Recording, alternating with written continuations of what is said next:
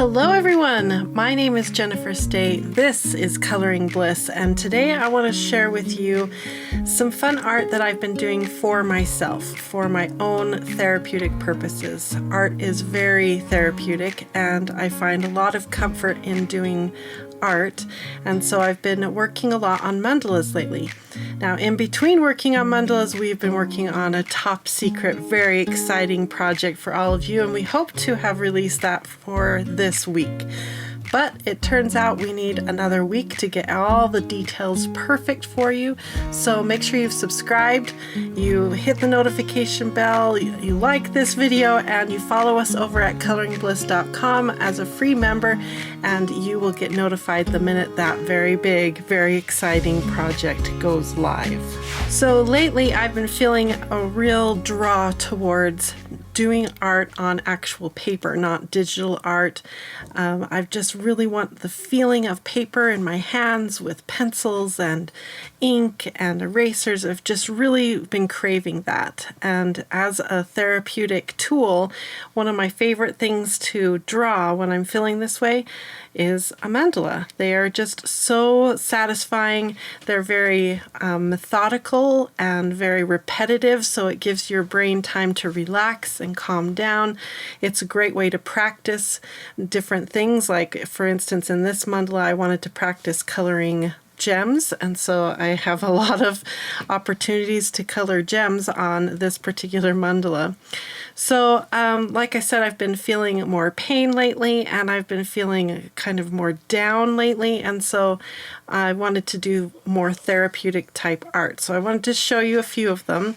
I love doing these giant mandalas on these big pieces of paper. This is about 11 by 14, 11 by 15, something in that range. And I just love big spaces to color. I used the Caron markers in here and the Holbein pencils, and just really enjoyed the whole process. It was a lot of fun. Here's another mandala that I've drawn recently. Haven't colored this one yet, but I really, really like how the center of this one turned out. It's really pretty to me. This one was my most recent that I finished, and I wanted to try a color scheme that was not one that I would not naturally pick or be drawn to, and so this one here is how it turned out. What do you think, Steve?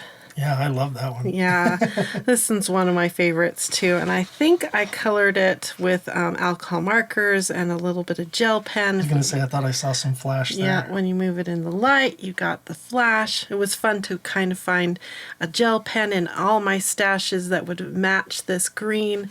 It was a really fun project. I enjoyed that one, and it looks really pretty on my back wall. Okay, but now I wanted to show you, I've been working on something a little different, and that's these mini mandalas.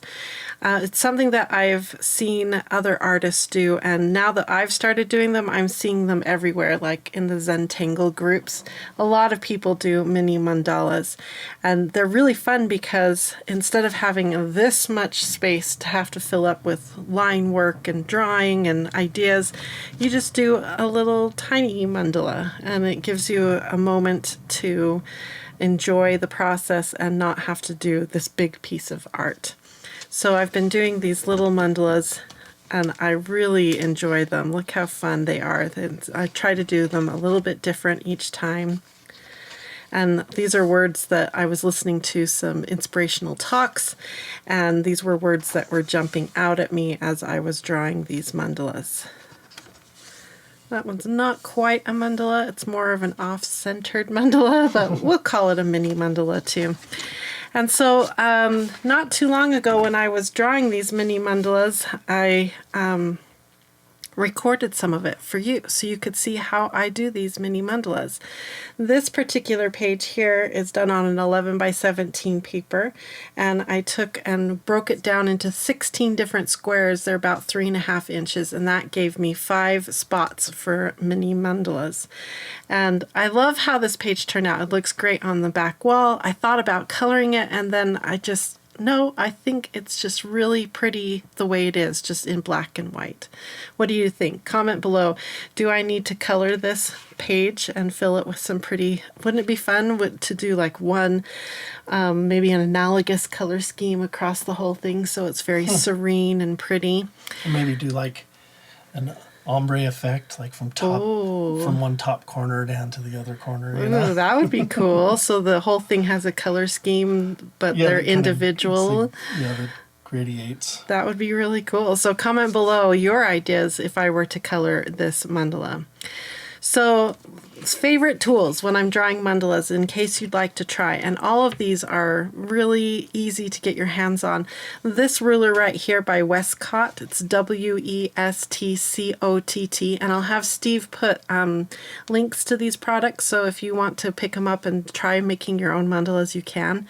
But this little ruler right here is my all-time favorite. I recently bought one that was a lot longer so that it could span these bigger pages, but for doing mini mandalas, this is primo. It's perfect. I love how it's see-through-y. The little squares help you line up the little things that you're doing on the mandala really well. It's just a great, and it's less than $5 I think for this little ruler, so good deal for a really good product. Now this is the magic here. This is the thing that makes all these mandalas super easy for me. This is by, I think it's Helix. I want to say that's the brand. But Steve will put a link to it for you in the video description. The thing that makes this so great is the middle center twirls like this. So if you are doing a circle, you just stick your pencil in, hold it steady, and around you go, and you've got a perfect circle. So it makes you look really good. See these perfect circles I was able to create. And then with this little line here, you line it up with where you're working. Let's do the center one. So 0 degrees comes along this line, 180 degrees here. And then you want 90 right here and 270 right here. And you know you have the center perfect. It's so simple and fun. And then you can stick your pencil in any of these little holes and get different size circles. You can see I stuck it in about that hole right there to get this circle in the middle. It's so great. Then it gives you additional circles so that you can draw more little circles all around, and it makes you look so steady-handed and perfect. It's fantastic. Now this is sort of my mandala drawing bag right now. I did a review on this bag and several others if you're interested in little bags like this, and I'm still using this one. It's so great. In this pocket here I keep a compass. Aren't these called compasses, Steve? This compass has built-in lead, and it can get to a really big circle, so if you're doing a mandala that's this size, you can stick your little compass point right there and draw the circle to its full extent around on a piece of paper like this. This is one by ALVIN, so it's a really heavy-duty, nice, like architect's type compass. So you can pick up one like this or just go get one from back to school over at Walmart and try using that one. And then in this pocket I keep all the inking and pencils. I like to use a mechanical pencil. This one's by Pentel. It's a 0.7mm Pentel, but really you can use any. I think I have like 2 or 3 mechanical pencils in here. I also have just standard number 2 pencils that are super great. Actually, that one I think is a 4. That's a 4 pencil. I have a variety of them in here. I have a really good eraser, a pencil sharpener, and then just a whole bunch of different types of pens for inking. Lately I've been really enjoying the Prismacolor Premier inking pens, and I have 2 different nib sizes, so I can either get some nice wide lines or some nice thin lines. It works really great. And to show you how I bring all these tools together, I have some footage now to run for you of me drawing a couple of these mandalas on this page right here. So let's start the footage and you can enjoy watching me draw, and I'll talk you through it a little bit as we go along.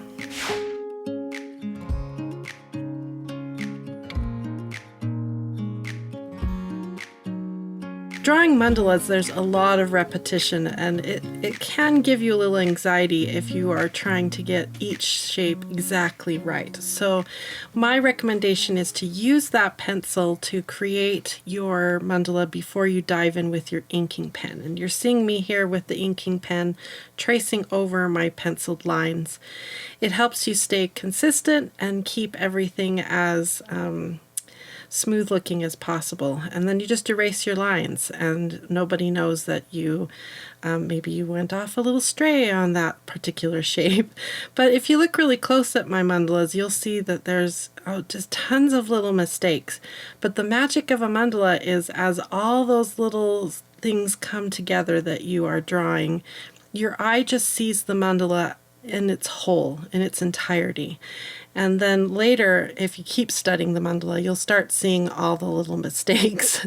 But most people will just glance at your art and go, oh, that's a beautiful thing, and you can say thank you, and then swish it away from them, and they'll never see all the little mistakes. Here you see me doing some erasing, because that top mandala is done now, and now it's time to play around with the next mandala.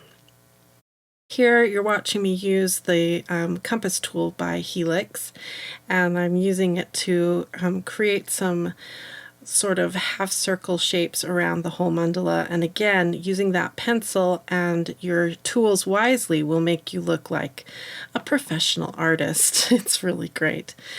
And you can go online and search mandalas on Google and look for images to give you inspiration of how and what kind of shapes and patterns to try in your mandalas. So you don't have to come up with your own ideas, although the more you do the mandalas, the more you'll want to create your own.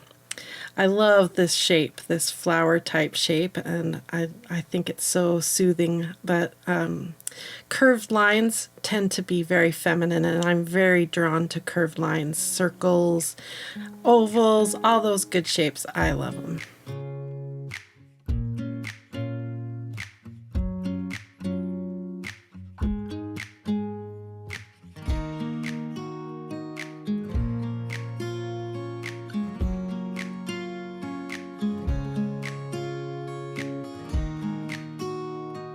Okay, now you're watching me do one of my most hated shapes, and that's those twirly lines that sit up next to each other. I'm doing them right now. They are one of my most hated shapes, but I figure the more I do them, the better I'm going to get at them. And the trick I found is, see how I'm going around the circle doing all the left-handed twirl first, and then I go through the circle the other direction and do the right-handed twirl. That's a really good suggestion, because your hand gets sort of muscle memory, and you'll get used to doing the twirl one way, and then when it's time to twirl the other way, you'll start making mistakes. And so, yeah, try to do them all the twirly lines in one row, and then go the other direction, and you'll be much happier.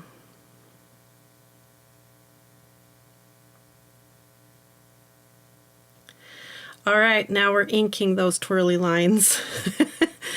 And this is always a little bit stressful. Ink is so permanent, but I try to remind myself they'll only see the whole mandala. They're not going to look at every little twirly line. So just relax, take your time, don't death grip your pen, and enjoy the process. Focus on each line and let the therapeutic properties of repetitive motion wash over you.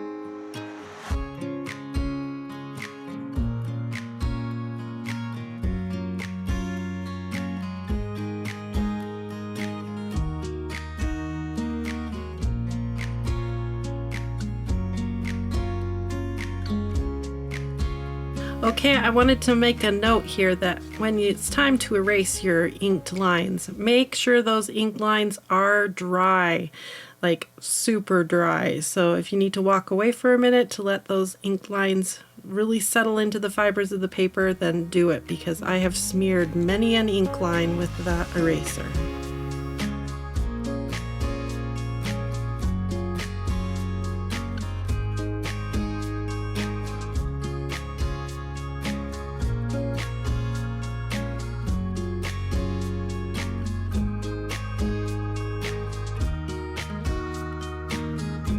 cute little details will also help distract your eye. So adding all those little dots into that mandala will really help the viewer look at the mandala as a whole rather than all the little mistakes that you may have made. Now I'm just adding some lines to sort of show off how I laid out this page because I thought it would look pretty, and there you have it.